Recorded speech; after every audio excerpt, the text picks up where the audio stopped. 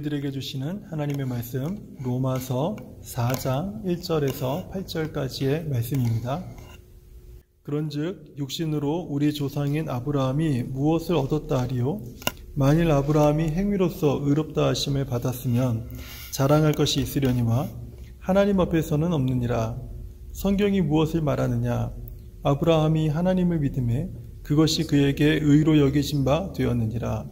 일하는 자에게는 그 삭시 은혜로 여겨지지 아니하고 보수로 여겨지거니와 일을 아니할지라도 경건하지 아니한 자를 의롭다 하시는 이를 믿는 자에게는 그의 믿음을 의로 여기시나니 일한 것이 없이 하나님께 의로 여기심을 받는 사람의 복에 대하여 다윗이 말한 바 불법이 사함을 받고 죄가 가리어짐을 받은 사람들은 복이 있고 주께서 그 죄를 인정하지 아니하실 사람은 복이 있도다 함과 같으니라. 아멘. 오늘은 그의 믿음을 의로 여기시나니 라는 제목으로 하나님의 말씀을 전하도록 하겠습니다. 제목은 그의 믿음을 의로 여기시나니 라고 정했지만은 사실 저는 오늘 설교를 통해서 믿음으로 구원을 얻는다는 이 말씀의 의미를 오늘 본문을 통해서 좀 더 구체적으로 말씀을 드리는 시간을 가지려고 합니다. 우리가 믿음으로 구원을 받는다라는 말은 참 많이 또 오랫동안 수없이 이렇게 우리가 들어왔었습니다. 그럼에도 불구하고 믿음으로 구원을 받는다라고 하는 이 말씀의 의미를 바르게 또는 구체적으로 또는 그 말씀의 어떤 진정한 의미가 무엇인지를 이렇게 잘 마음속에 갈무리하면서 또 그 개념이 정확하게 세워져서 신앙생활 하는 분들보다는 오히려 좀 이 개념이 많이 좀 흔들리거나 여전히 그것이 무슨 의미인지 아는 것 같지만 모르는 그런 모습으로 신앙생활하는 분들이 참 많은 것 같습니다. 그래서 오늘 짧은 시간이지만 오늘 믿음으로 구원을 받는다. 그것을 오늘 본문 말씀을 통해서 우리가 함께 좀 생각해보는 그런 시간이 됐으면 좋겠습니다. 먼저 로마서 4장 5절 말씀을 다시 한번 읽어봐야 됩니다. 오늘 본문에 로마서 4장 5절 말씀을 한번 보세요.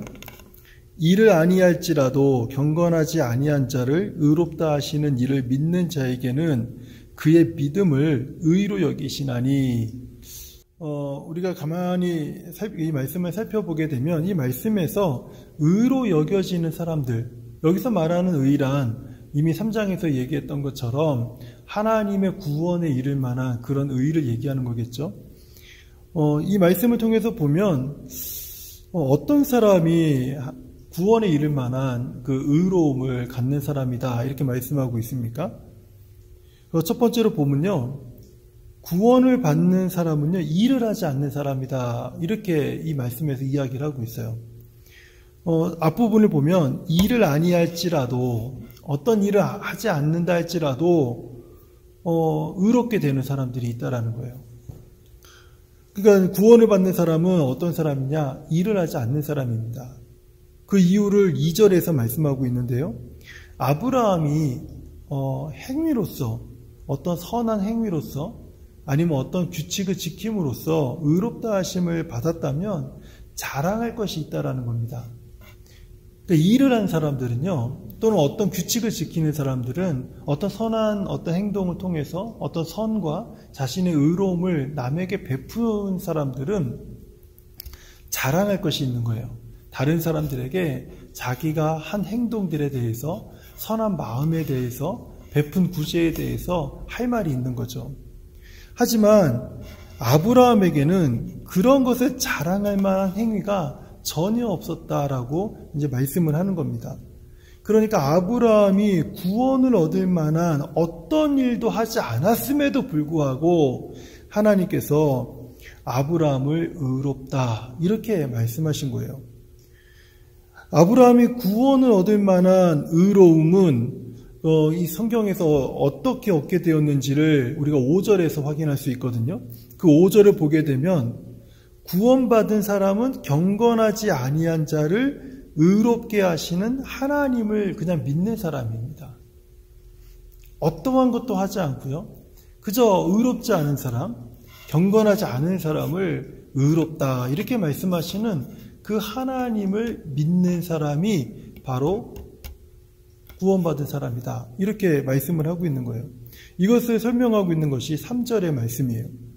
성경이 말씀하는 것은 아브라함이 하나님을 믿음에 그것이 그의 의로 여겨졌다라는 것입니다. 아브라함이 무엇을 했습니까? 아브라함이 의로워지기 위해서, 아브라함이 구원을 받기 위해서 일한 것이 무엇입니까? 하나도 없다라는 거예요. 만약에 한 가지라도 있었으면 아브라함에게는 자랑할 만한 것이 있었겠죠. 그렇지만 아브라함에게는 단 한 가지도 의로워질 만한 행동이나 어떤 무엇을 전혀 하지 않았다라는 것입니다. 그저 경건치 않은 사람을 의롭다 말씀하시는 그 하나님을 믿었어요. 그 하나님을 신뢰했습니다. 그 신뢰하는 아브라함이 그 하나님을 신뢰하는 그 모습을 보고 하나님께서 의롭다라고 말씀을 하신 거예요.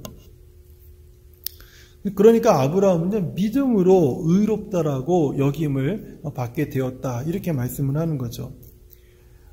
하지만 우리는요 이 5절의 말씀을 상당히 주의해서 읽어봐야 합니다. 왜냐하면 많은 분들이 이 5절 말씀을 이해하기를 이렇게 이해하시는 분이 많아요. 경건하지 아니한 사람이 의롭게 되었습니다. 이렇게 이해하시는 분들, 이렇게 이 말씀을 오해하시는 분들이 참 많다라는 겁니다. 5절 말씀은 그렇게 말씀하고 있지 않아요.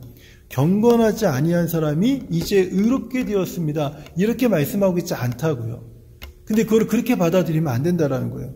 5절 말씀을 한번 다시 들어보세요.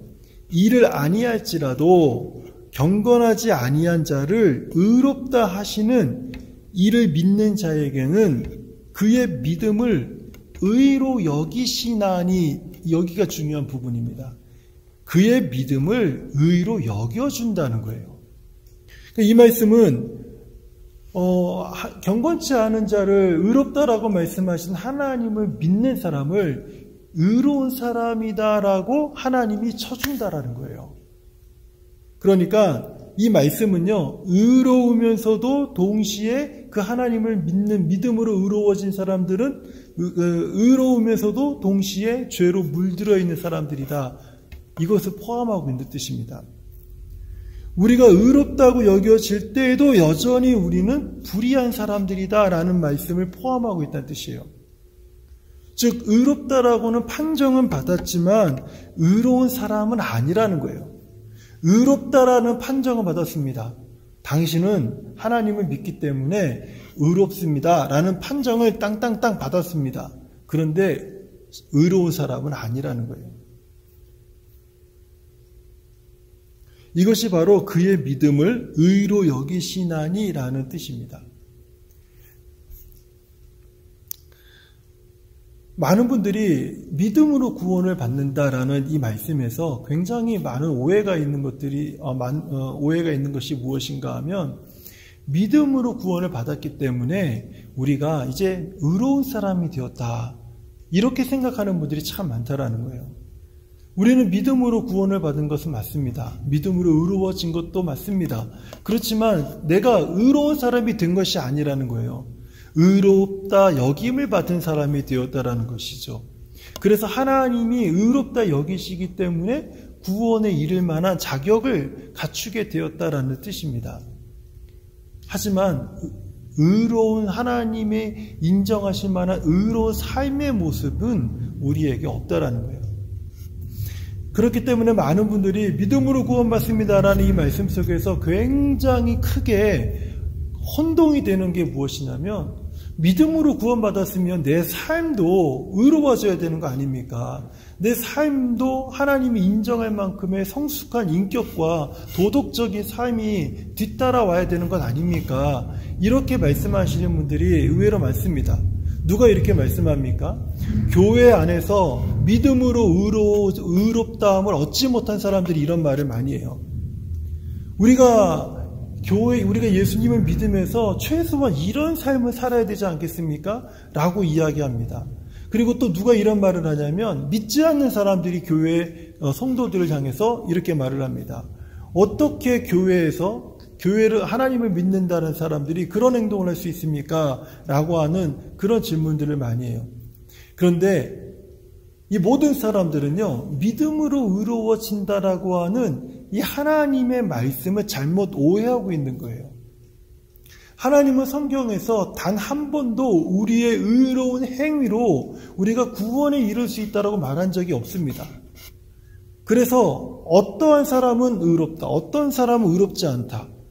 죄에 대한 경중을 따져서 하나님이 따로 심판하시겠다, 이렇게 말씀하신 적이 없어요. 예수님께서도 이 땅에 오셔서 하나님의 나라의 복음을 전파하실 때 예수님은요, 이 사람이 죄인이기 때문에 복음이 필요하고 이 사람은 의롭기 때문에 복음이 필요하지 않고 이렇게 사람을 구분한 적이 없습니다. 예수님께서 이 땅에 오셔서 회개하라, 천국이 가까이 왔느니라, 하나님의 나라가 너희 중에 임하였느니라, 그러면서 나를 믿으라, 그러면서 예수 그리스도의 복음, 천국의 복음, 하나님 나라의 복음을 계속해서 증거하셨던 그 대상은 들을 귀 있는 자들이었습니다. 그 복음을 듣고 하나님을 믿음으로 의롭다함을 여길 만한 사람들, 바로 믿음을 하나님의 말씀을 믿는 사람들, 바로 그 사람들이 예수 그리스도의 복음을 받아들이는 대상이 되었던 것이지, 삶의 기준이, 그 사람들의 신분의 기준이, 사회적 지위의 기준이, 얼마만큼 많은 재물을 갖고 있는가 없는가에 대한 그 기준이 복음을 받아들일 사람인가 아닌가로 구분한 적이 단 한 번도 없었다라는 거예요. 많은 분들이 예수님을 믿으면서 자연스럽게 드는 생각들을 몇 가지가 있어요. 그것은 무엇이냐면, 예수를 우리가 믿는다면 최소한 이렇게 살아야 되지 않겠습니까? 라고 하는 그런 전제를 가지면서 그런 기준에 맞춰서 살아가려고 하시는 분들이 많아요. 그래서 이런 분들을 위해서 좋은 예화가 하나가 있습니다. 우리가 잘 아는 예화입니다. 제가 한번 말씀드려 볼게요. 만약에 우리가 오늘 밤 죽어서 천국에 간다라고 한번 생각을 해보세요. 어떤 분들이 이렇게 질문하죠. 당신은 오늘 밤 죽어서 천국에 갈 자신이 있습니까? 그러면 많은 분들이 교회 생활을 오래 하시고 예수님을 믿는다라고 하시는 분들이 이렇게 말씀합니다. 네, 저는 천국에 갈 확신이 있습니다. 이렇게 얘기를 하세요. 또 어떤 분들은 너무 겸손하셔서 저는 천국에 갈 자신이 없습니다. 지금은 아직은 부족합니다. 이렇게 말씀하시는 분들도 계세요. 근데 어쨌든 이런저런 종류로 답변을 하시는데, 그런 분들에게 다음 질문을 하죠. 그렇다면 만약에 천국문, 당신이 지금 죽어서 천국문 앞에 있는데 그 천국문 앞에 있는 천국문을 지키는 문지기가 당신에게 내가 왜 당신을 이 천국문 안으로 들여보내야 됩니까? 그 이유를 내게 설명해 보십시오 라고 묻는다면 당신은 무엇이라고 답변하겠습니까? 이런 질문을 하는 거예요. 이 질문에 많은 교회를 다니는 분들은요, 보통 세 종류의 답변을 하게 됩니다. 첫 번째 답변은요, 나는 정말 예수님 잘 믿기 위해서, 좋은 성도가 되기 위해서 정말 최선을 다했습니다. 이렇게 답변하시는 분들이 있어요.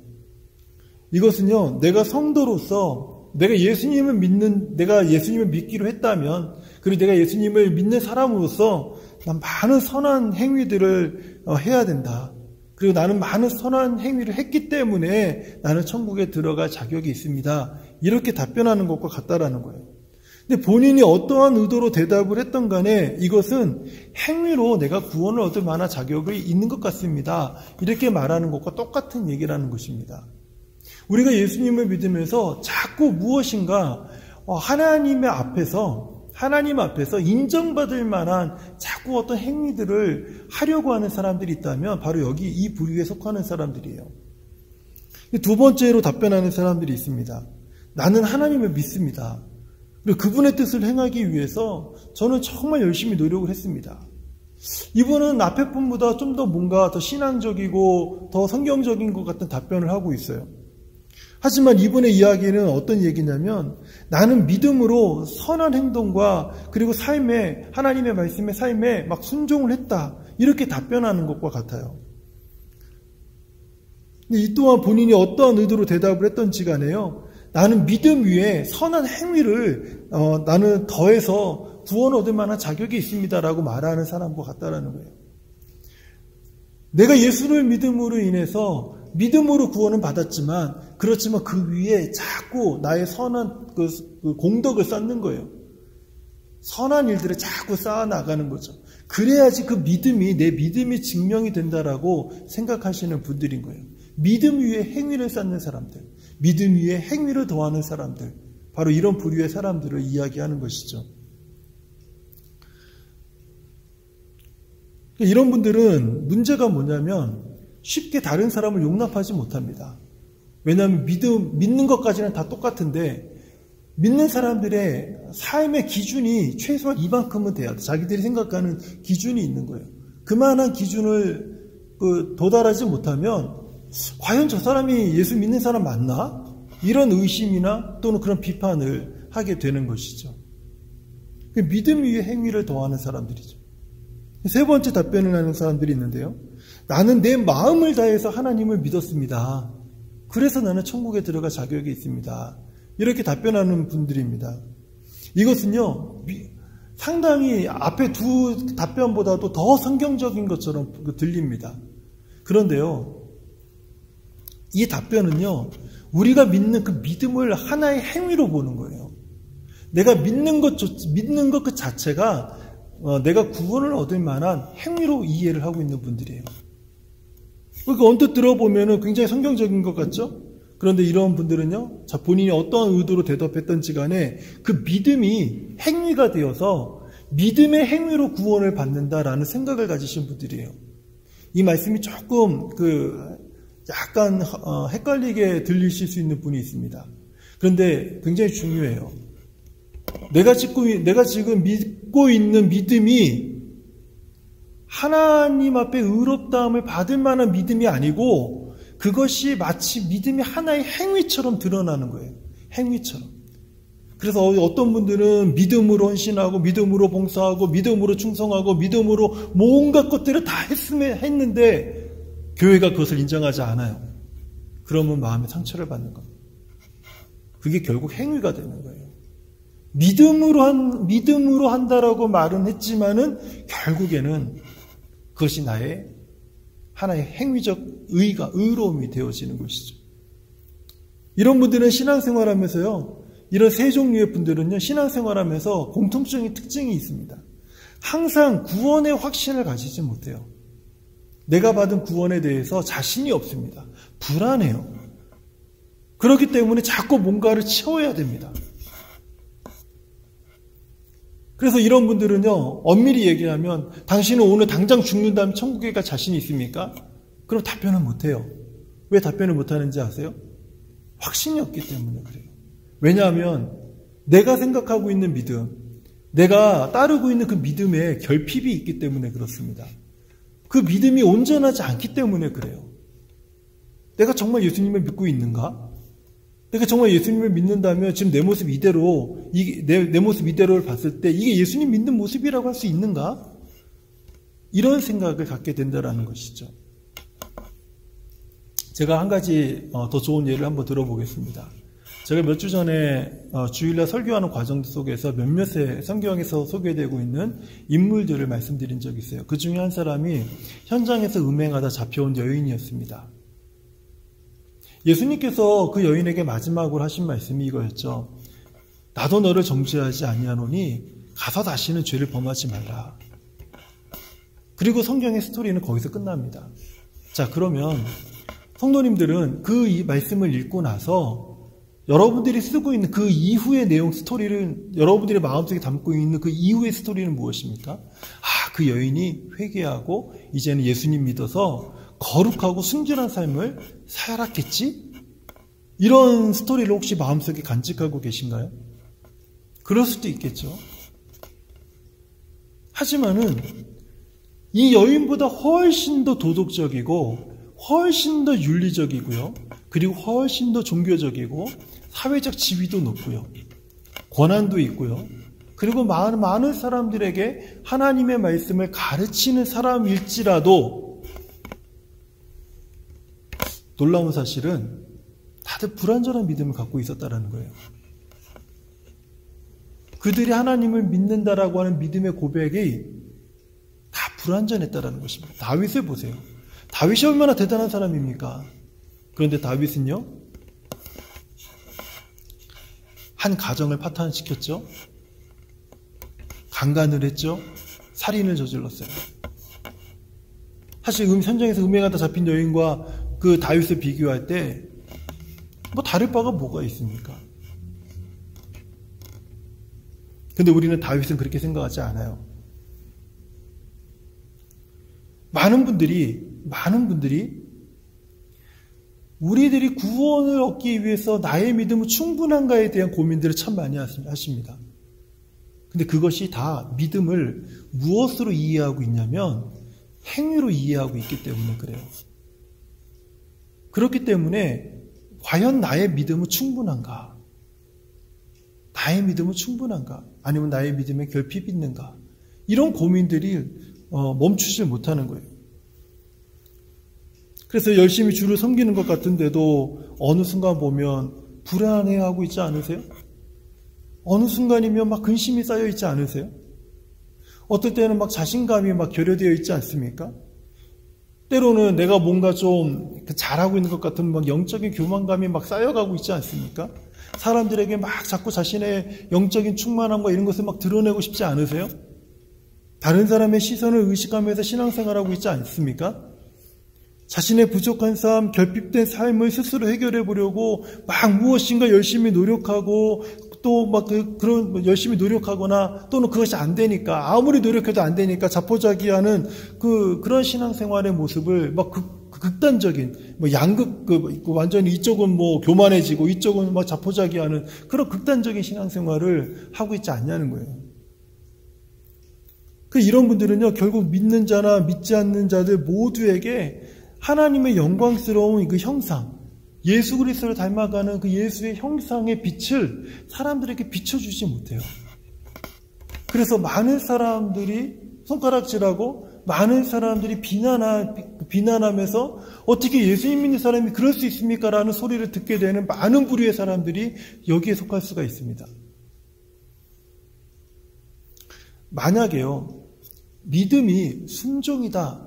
이렇게 이해하고 계신 분들이 있다면 믿음은 순종이다. 이렇게 우리가 설교도 많이 듣잖아요, 사실은. 근데 믿음은 순종이다라고 하는 이런 공식으로 믿음을 이해하고 계신 분이 있다면요. 그분은요. 어떻게 믿음을 자신이 알든지 모르든지 간에 스스로 이해하고 계시냐면 자신과 자신의 능력을 그냥 믿는 거예요. 믿음은 순종이다. 순종을 잘하시는 분들 한번 보세요. 그러면요, 순종을 잘하기 때문에 그 믿음이 성공적인 믿음을 가지고 있겠죠. 순종을 잘 못하는 분들의 입장에서 보면은 순종을 못하니까 어떻게 돼요? 실패를 하게 되는 거죠. 실패를 하게 되는 거예요. 믿음의 순종을 잘하시는 분들은 그분들의 믿음에 대해서 스스로가 성공적인 믿음을 가지고 있다고 생각하고 그러면서 교만해지고 그것을 자랑하는 믿음을 가지게 되겠죠. 실패하는 사람들은 끊임없이 안 되니까 그래 뭐 내가 무슨 누구처럼 그렇게 믿음이 좋은 사람도 아닌데 그러면서 스스로 때로는 혼자서 자기를 정죄하죠. 그리고 겉으로는요 속으로는 끊임없이 실패하고 있기 때문에 믿음의 삶을 실패하고 있기 때문에 신앙생활이 자꾸 부정적인 생각으로 바뀌는 거예요. 그래서 속으로는 자기를 정죄하죠. 하지만 교회 와서 겉으로는 어떻게 합니까? 그저 제가 부족한데 뭐 할 수 있겠습니까? 겉으로는요 겸손한 사람인 척하는 거예요. 만약에 믿음을 순종이라고 이해하는 분들이 계신다면 그렇다면 그 믿음의 삶은요 결국은 자기 자신의 능력을 과신하던가 아니면 자기 자신의 능력이 형편없음을 보고 실망하던가 이런 모습의 신앙생활에 이런 모습으로 신앙생활을 하게 된다는 거죠. 앞에서 말씀드린 이 세 가지의 대답들은요 모두 구원을 받기 위해서 일하지 않는 사람들이 아니라는 거예요. 구원은 누가 받습니까? 일하지 않는 사람이 받는 거예요. 구원을 얻기 위해서 무엇을 행하는 사람이 아니라 구원을 얻기 위해서 아무것도 하지 않는 사람들, 바로 그 사람들이 구원을 받는 거예요. 값없이 의롭다함을 받는 사람들, 이 사람들은요 주님을 위해서, 하나님을 위해서, 교회를 위해서 헌신하고 희생하는 사람들이 아니라는 거예요. 여러분, 오늘날 교회 공동체가 사회에서 비난받는 이유가 무엇입니까? 주님을 위해서, 하나님을 위해서, 교회를 위해서 헌신한다고, 희생한다고 외치는 사람들 때문에 이 비난을 다 받고 있는 거예요.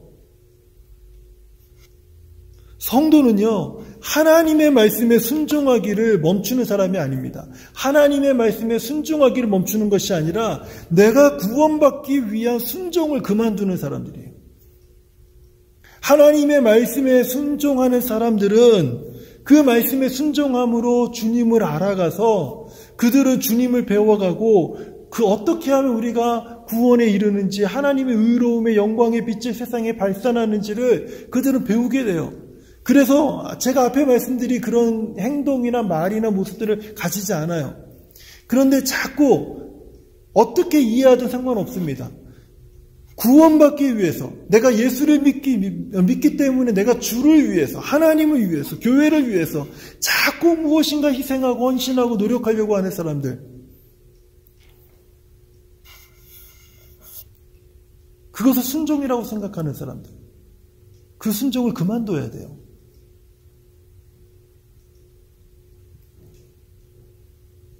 왜냐하면 그러한 순종은요, 결코 예수 그리스도께서 십자가에 달려 우리 죄를 위해서 죽기 위해서 자기 생명을 내놓고 십자가에 달려 죽는 그런 희생을 이 사람들이 치르지 않아요.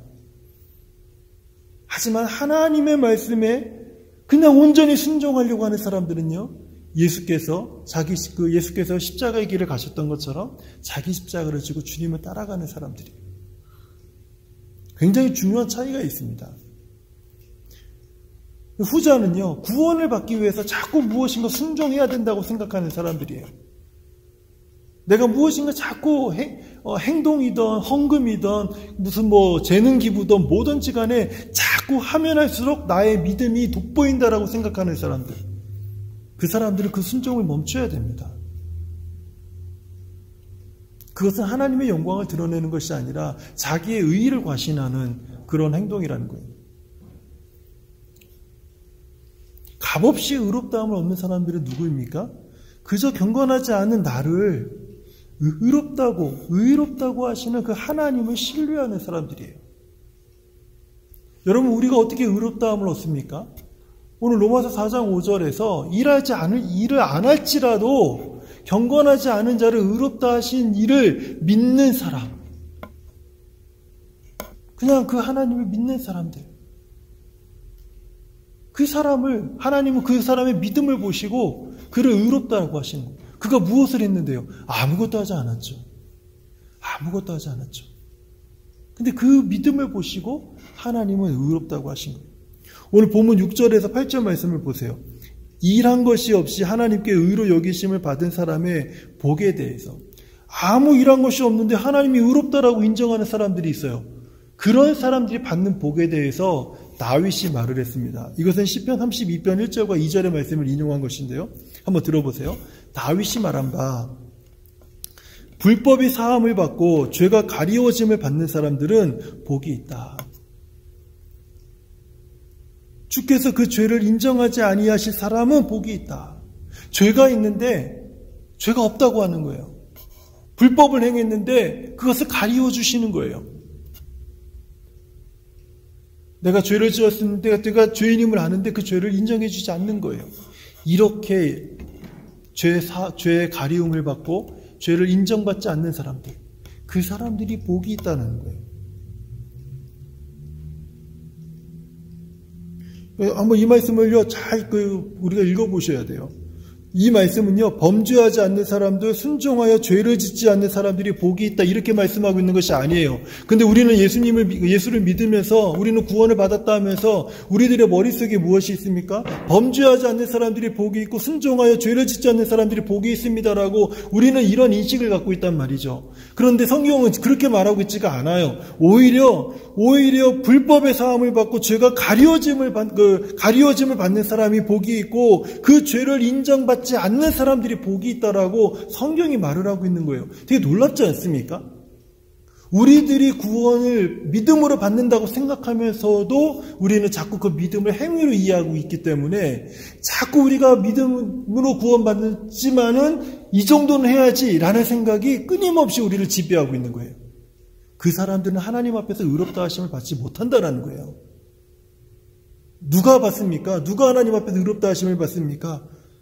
그저 하나님이 죄가 있는데 죄가 없다라고 말씀하시는 그 하나님을 믿는 사람들, 그 믿음을 하나님이 의롭다고 여기신다라는 거예요.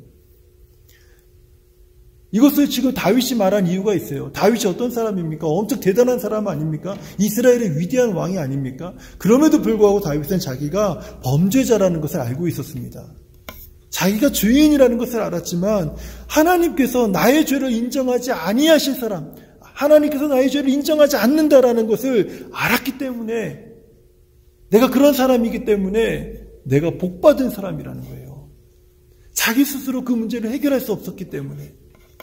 그저 하나님이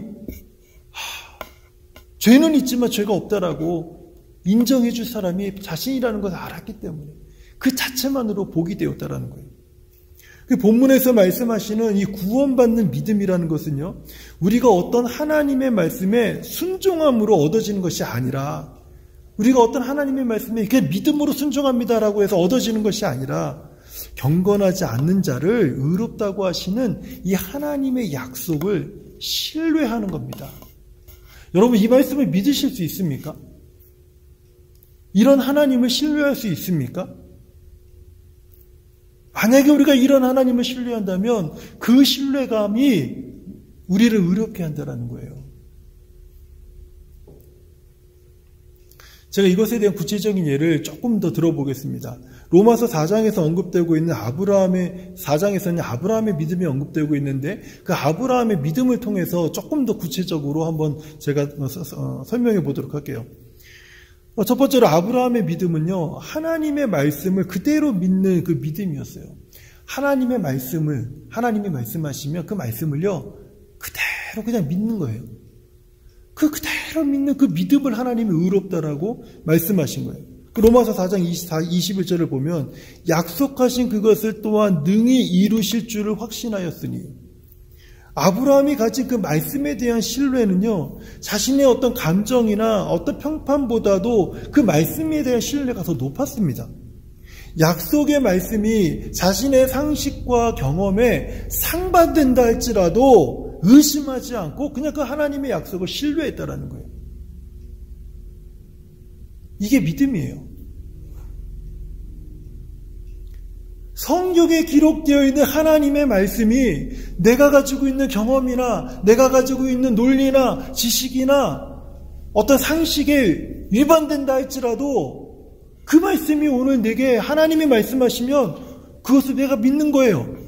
그 믿음을 하나님이 보시고 의롭다라고 하신다니까요.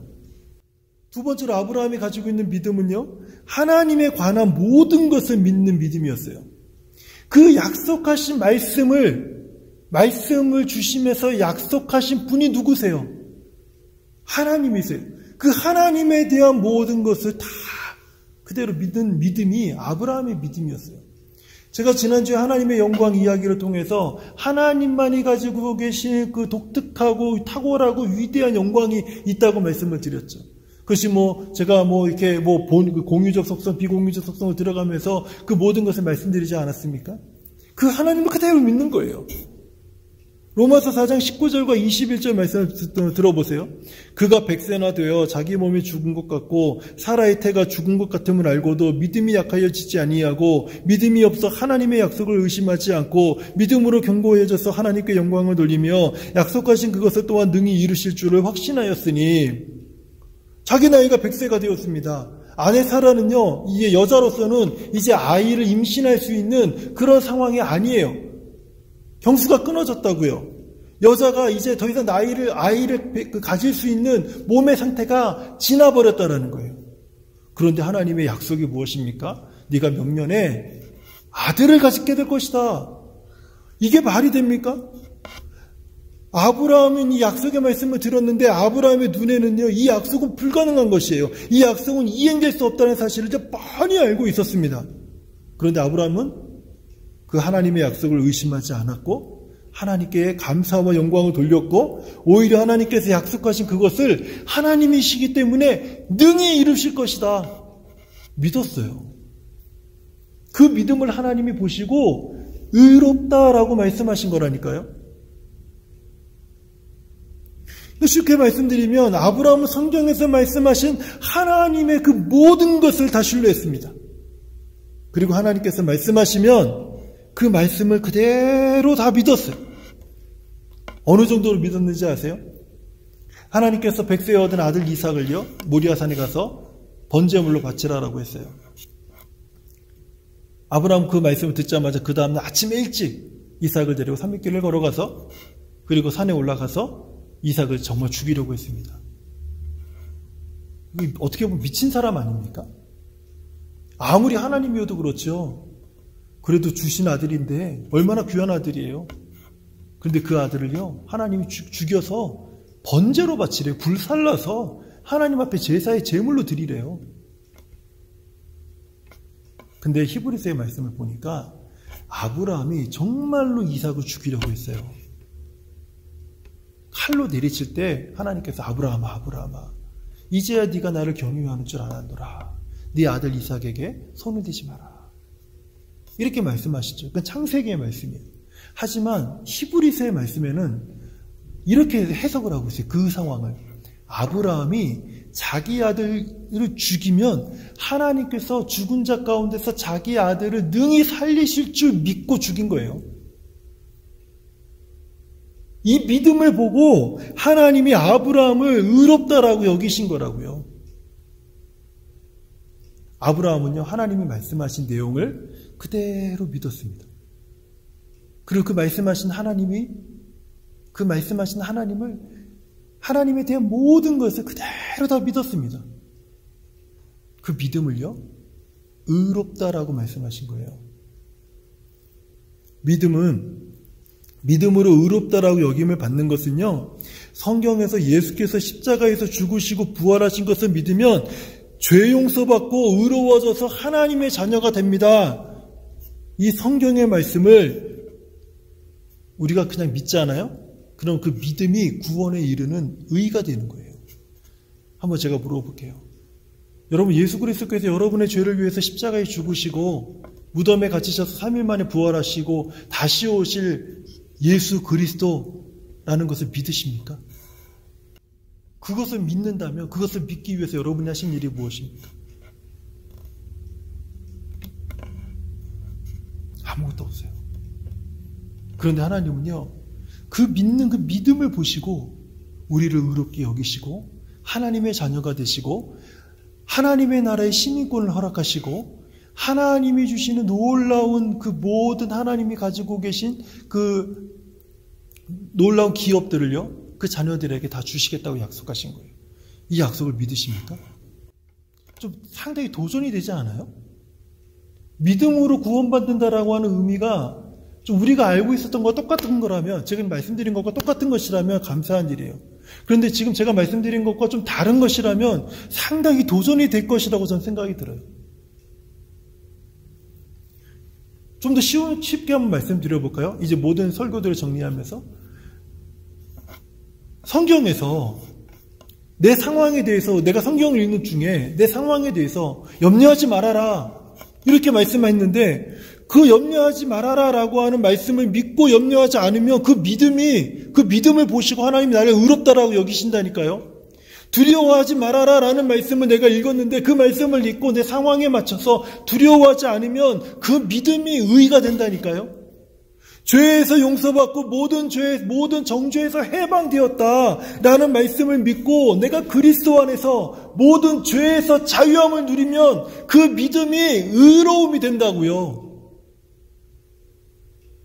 끊임없이 두려워하지 말라고 말씀하시는데 교회에서는 아멘, 아멘, 믿습니다라고 소리치는데 내 삶의 현장에서는 두려워서 벌벌 떨며 살아간다면 그건 믿는 게 아니죠.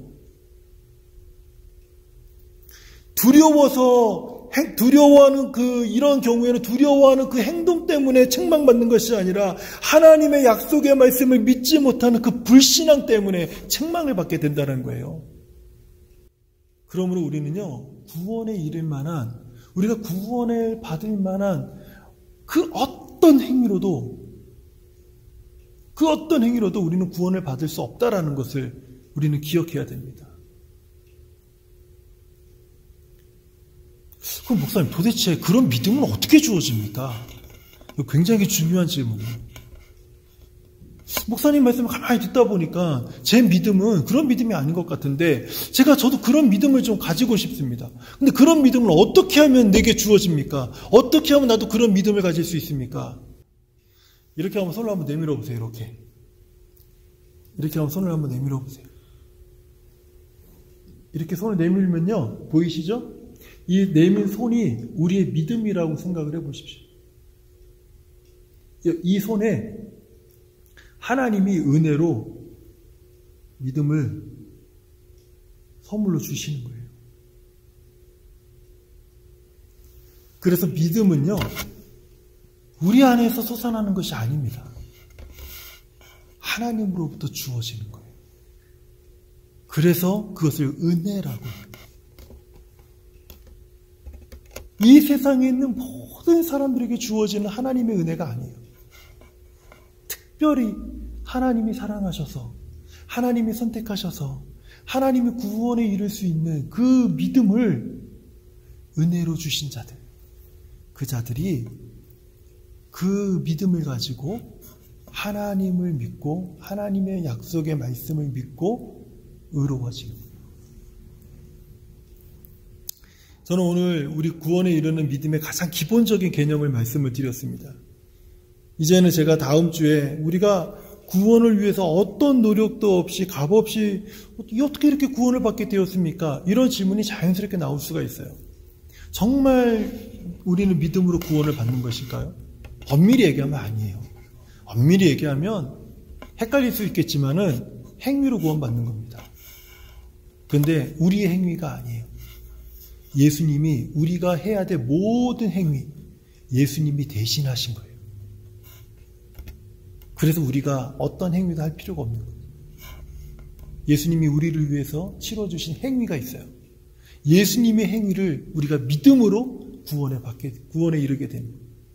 이런 부분들을 이제 다음 주에 조금 더 구체적으로 말씀을 이제 다른 주제들을 가지고 이제 말씀을 드리면서 오늘 말씀드렸던 믿음으로 의로워진다, 믿음으로 구원받는다라는 말씀을 완성해 가려고 합니다. 오늘 이 말씀까지만 들으면 굉장히 큰 오해가 생길 수 있습니다. 그럼 믿음으로 구원받았으니까, 믿음으로만 우리가 의로워지니까 어떤 행위로도 구원받지 못하니까 막 살아도 되겠네요. 함부로 살아도 되겠네요. 성도에게 요구하는 삶이란 존재하지 않겠네요. 이렇게 생각하시는 분들이 있을 수도 있어요. 근데 천만의 만만의 말씀입니다. 결코 그렇지 않아요. 그런 그 뒷부분에 대한 이야기들을 이제 다음 주, 그 다음 주 계속해서 제가 이어서 말씀을 드리려고 합니다. 어쨌든 수요일날 전하는 이 말씀들을 잘 따라오시면서 저는 바라는 것이 있는데 우리 모두가 풍성한 이 복음의 진리를 발견하고 또 경험해가는 그런 시간이 되기를 바라요. 이 시간을 통해서 정말 하나님이 우리에게 주신 은혜와 진리의 복음이 무엇인지 우리가 알아가고 그리고 그것을 경험하고 우리 삶에서 드러내는 저와 우리 모든 성도님들 되시기를 주님의 이름으로 축원드립니다.